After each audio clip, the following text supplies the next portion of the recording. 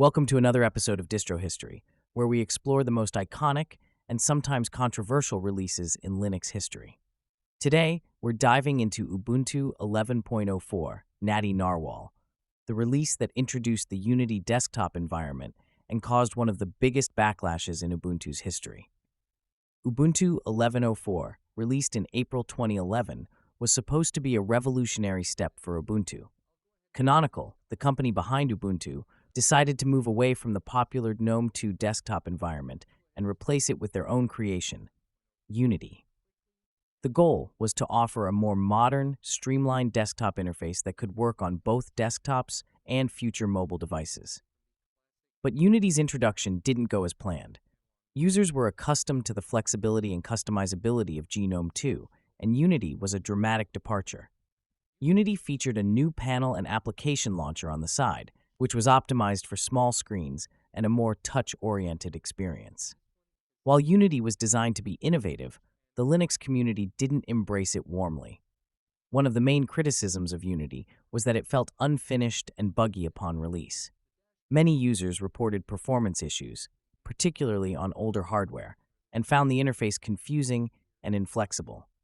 Unity removed many of the customization options that GNOME 2 users had grown to love, making the transition even more difficult. At the time, Unity was seen as Canonical's attempt to differentiate Ubuntu from other Linux distributions, but the shift felt forced.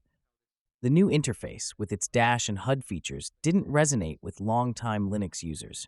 Many found it to be unintuitive, and there were complaints that Unity's design was more focused on future mobile convergence than on improving the desktop experience for existing users. The backlash was immediate and intense. Many users quickly sought out alternatives, leading to the rise in popularity of Linux Mint, which kept the more traditional GNOME 2 experience alive. In fact, Linux Mint developed the Cinnamon desktop specifically as a response to Unity, offering a modern desktop with the traditional layout that GNOME 2 users loved.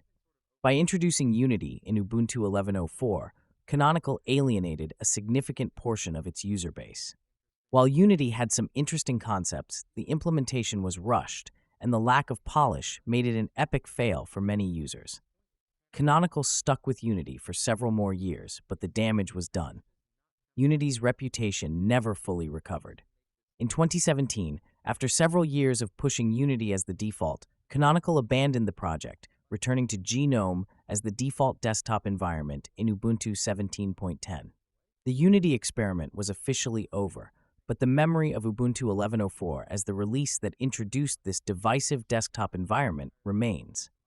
While Unity is no longer part of Ubuntu, its legacy still serves as a reminder of how even well-intentioned innovations can backfire if they don't align with the needs and expectations of the community.